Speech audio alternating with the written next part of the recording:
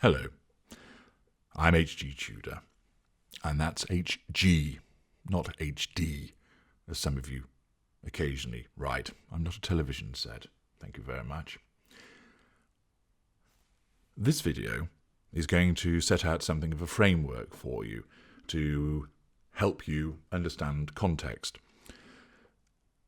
both with regards to my work, so that you are able to place what I write about and what I talk about within a particular framework, and also to help you understand with regard to improving your own situation. And this appertains to the classifications of individuals that I talk about, so that you then have the appropriate lexicon and framework to apply to your own situation. So it's about the classification of people. So I'd like you to imagine a spectrum from left to right, a line. And on the far left-hand side, we have the Empath Group. And I'll be returning to them shortly. The Empath Group contains individuals who have high levels of emotional empathy for a wide range of people. Those individuals have empathic traits such as compassion, the desire to heal and fix, being an excellent listener, decency, honesty, and so forth. People within that group also have narcissistic traits: jealousy, anger, infidelity, vanity. But those narcissistic traits, even though sometimes they can be quite strong, they're not as strong as the empathic traits. So imagine, if you will, that the narcissistic traits have a shell of empathic traits around them that always keeps them, most of the time, in check and under control, so that the narcissistic traits manifest in a healthy way for those individuals.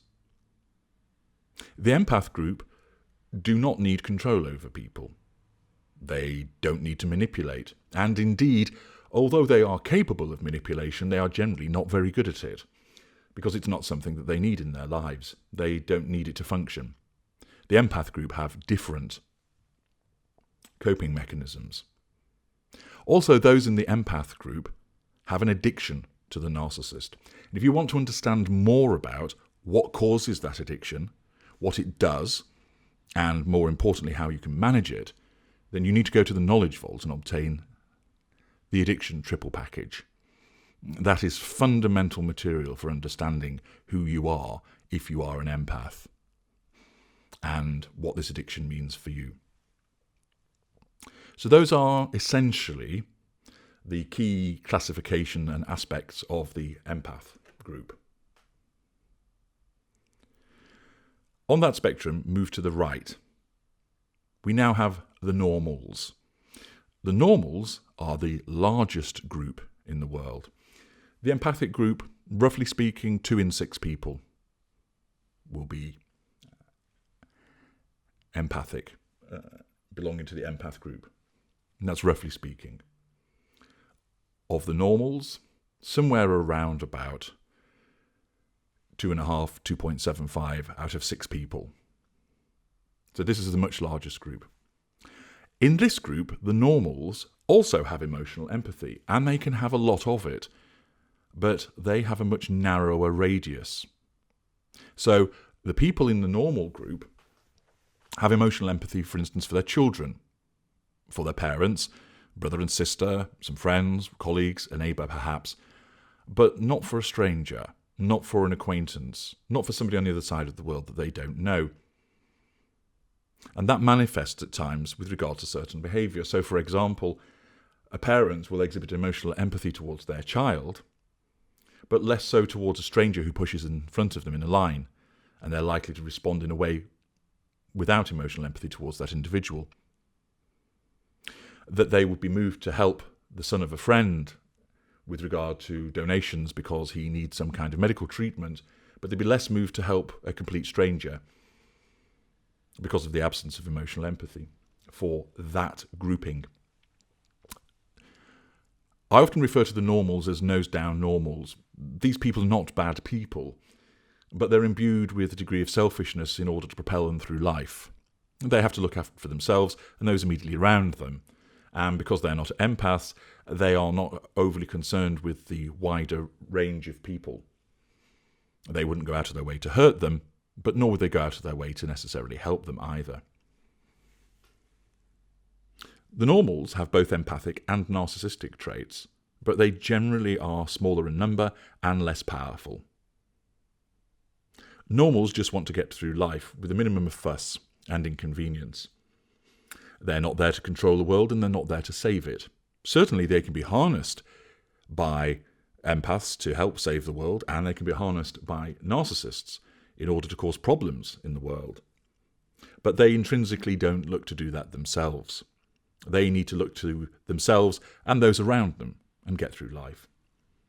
It's this group of people who, for instance, if you're telling them about your problems with the narcissist, they'll listen, they'll go, but they soon move on. They're not particularly interested, not because they don't care, but because their levels of emotional empathy are such that either you don't fall within the grouping, or if you do, they will help to a degree, but they're not crusaders.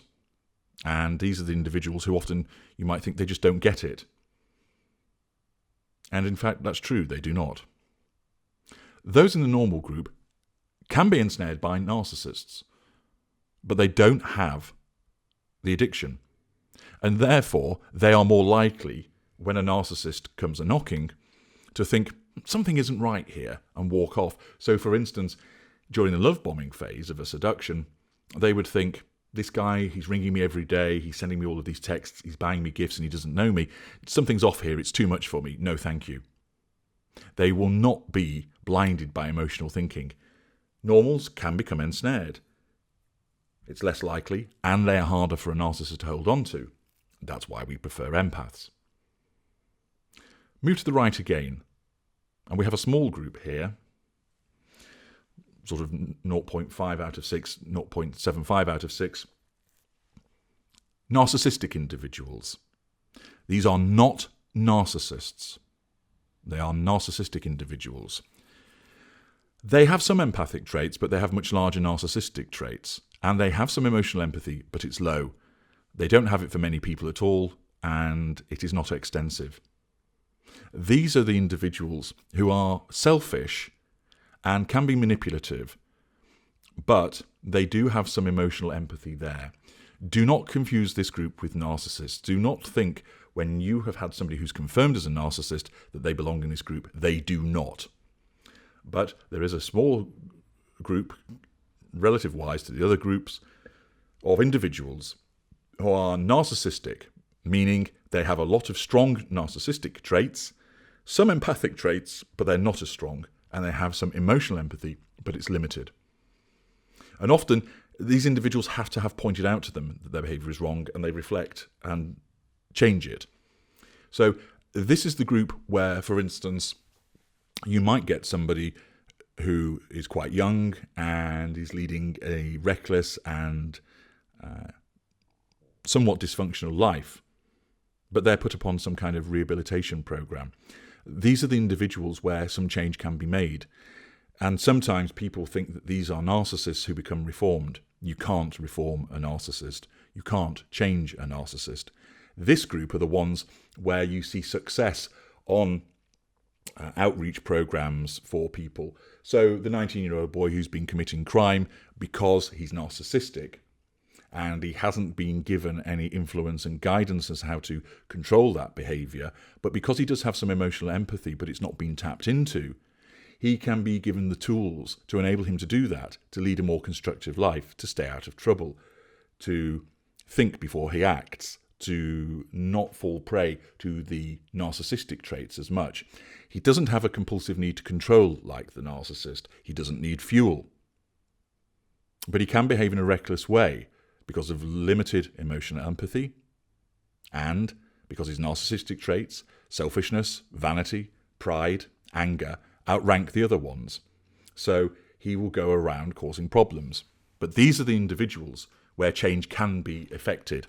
So sometimes you'll come across people who say, oh, we worked with this young offender or this troubled individual and he turned his life around. It does happen, clearly, but those are not narcissists, and it's very important for people to understand that. Move to the right again, and here's our final group, the narcissists. Roughly 1 in 6 of the population. There are far more of us than people realise, but we're still a minority, albeit a sizable one. The key aspect of us is that we have no emotional empathy whatsoever. We cannot change. We need fuel, character traits and residual benefits, the prime aims. We operate through the instigation of control over people to achieve those prime aims through manipulations. Within this group, there are different schools of narcissists, which I will return to in a moment. We are not capable of change. We cannot be put upon the offender rehabilitation program and change be effected. There might be a short-term alteration, which is done for the purpose of asserting control over those around the narcissist, but the narcissist will revert back to those behaviours. They are pathological, deep-seated, and immovable. And you cannot change a narcissist. It is impossible. Why? Because by the time that we have become a narcissist, the cake is baked, and it can't be unbaked. It's a fully formed self-defense mechanism. And I will be talking in another video in due course about why the narcissist cannot be changed. There are those that suggest that that can happen. It can't. And I will go into more detail about that on another occasion. So, in terms of understanding my work, think of those classifications of empath, normal, narcissistic, and narcissists. Those are the 4 groupings who all interact with one another. Now, within the empath group, I classify by school. So, you have a standard empath, which is the largest group. Then codependents, the next largest group. Super empaths, a smaller group, and contagion, which are the rarest. 4 schools. People who are empaths are an amalgam of different parts of those schools. They'll usually have at least 2, maybe all 4. And they'll have differing aspects of those schools, differing percentages that constitute what they are, and the associated behaviours. And I'll be going into those various schools in other material, but it's important to understand there are 4. And different narcissists prefer different school of empath, for reasons to be explained on another occasion. There are also 5 cadres, and the cadres overlay on top of the schools. So, there is geezer, magnet, saviour, carrier, and martyr. Those are the 5 schools. So you could have somebody who is a majority standard empath with a super empath minority element, who is of a majority geezer cadre with a minority magnet element. So you have both school and cadre.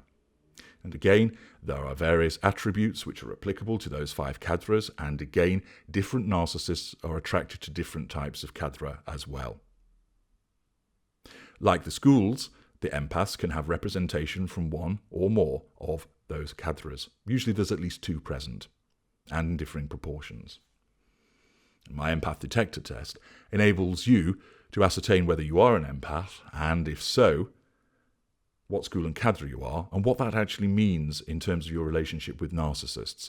And if you'd like to look at that, please go to the menu bar at narcsite.com. You'll see detectors, and in there is the empath detector test. It'll allow you to understand more about you. So those are the schools and cadres of empaths that I talk about. I don't talk about any other label, name, category. Those are the relevant aspects. What about the narcissists? I divide the narcissists into 3 groups, what I call schools.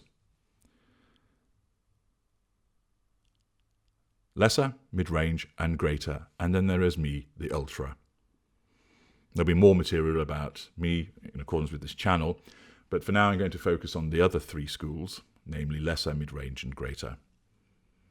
Lesser narcissists are divided into 4 subschools: lower lesser, middle lesser, upper lesser type A and upper lesser type B. They have certain things in common, but also certain differences.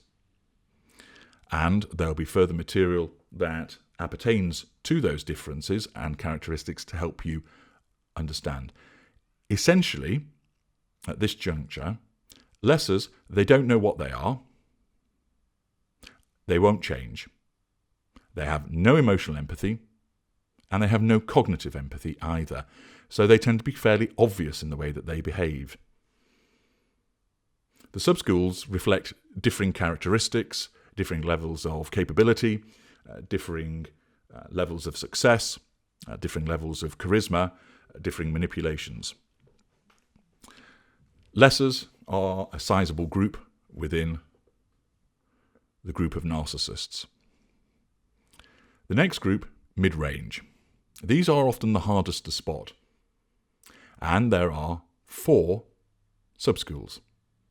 Lower mid-range, middle mid-range type A, middle mid-range type B, upper mid-range.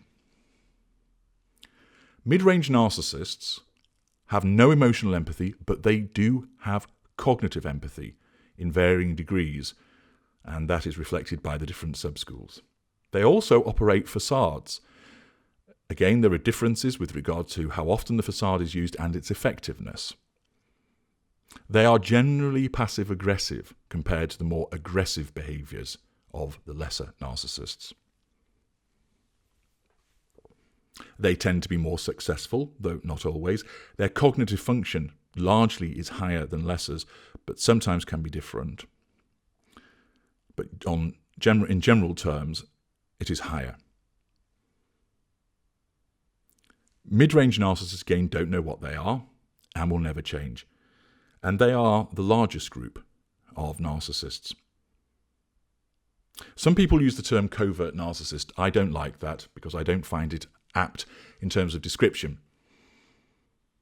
Because covert could cover mid-range and greater. And as you will find through my work, there are huge variations within that. So to call somebody a covert narcissist is actually very unhelpful. It's like, in essence, saying it's green when there is forest green, lime green, pea green, grass green, leaf green. Think of all of the thousands upon thousands of shades of green that there are. So there are variations. So I do not like the term covert narcissist at all. You can talk about covert behaviours, but not a covert narcissist.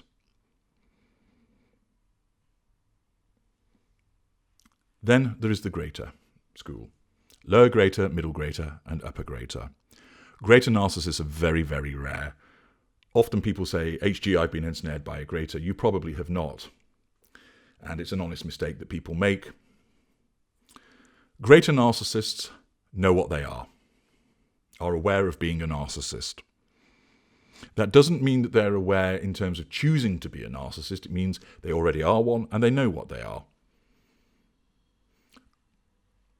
Lesser and mid-range narcissists wholly operate through instinct. Greater narcissists have some instinctive behaviour, but a lot of it is calculated. Greater narcissists have a high cognitive function, have no emotional empathy, but demonstrate cognitive empathy, and can do so in a way which makes them very difficult to spot and causes many people to think that they're actually empathic when they're not. Greater narcissists have very large fuel matrices, are often very successful, can be famous as well. And there can be famous individuals in lesser, usually upper lesser, and in mid-range, but you find many famous narcissists in greater also. I will, in future work, be telling you much more about the various schools, how they operate, to enable you to understand the various functions. But the main distinctions between them are lesser and mid-range narcissists operate through instinct, they don't know what they are, and they will not change. Lesser narcissists tend to be more rudimentary in their behaviours, tend to be fairly obvious, and have no emotional empathy and no cognitive empathy. Mid-range narcissists are passive-aggressive, often think of themselves as good people when they're not. They have a wider range of manipulations than lesser. They can operate with charisma, They have no emotional empathy but have cognitive empathy. Greater narcissists operate through some instinct but mainly calculation, know what they are, have no emotional empathy, and have extensive cognitive empathy. All three groups will never change. Lesser and mid-range will not change because they don't know what they are, and therefore their narcissism will protect them against any attempt to change them. Greater narcissists are incapable of change and moreover see no reason why to change. They're so effective, why alter that which is effective? And in due course I will be giving you a lot more information about these various schools, both with regard to narcissists and empaths. If you want to determine whether you're with a narcissist, use the Narc Detector consultation, which you'll find in the menu bar at narcsite.com. This is a comprehensive consultation which will help you understand, are you with a narcissist? And if so, why? Or that you're not, and why? And if they are, the school and the cadre. And this is very helpful in terms of giving you a solid foundation of logic on which to base a no-contact regime, and also so you can understand what the narcissist will do, is likely to do, and just as importantly, what they're not going to do, so that you can gain some comfort and assurance and not worry unnecessarily. I have done thousands upon thousands of these consultations. Utilize them. You will find them very, very useful and a huge investment with regard to achieving freedom. So, this is the context, if you will, of my work in terms of that spectrum and those classifications with regard to empath and narcissist. Use this information as the platform on which to bolt on the other videos which show the interaction between all of these groups, the machinations, the manipulations, the dynamic. Follows into the explanations about the fuel matrices, the positions within the fuel matrices, the intimate partner, primary source, dirty little secret, etc., primary, secondary, tertiary sources, and so forth. But this is a platform video which gives you that context and enables you now to understand more about my work and placing it within that framework. Thank you for listening.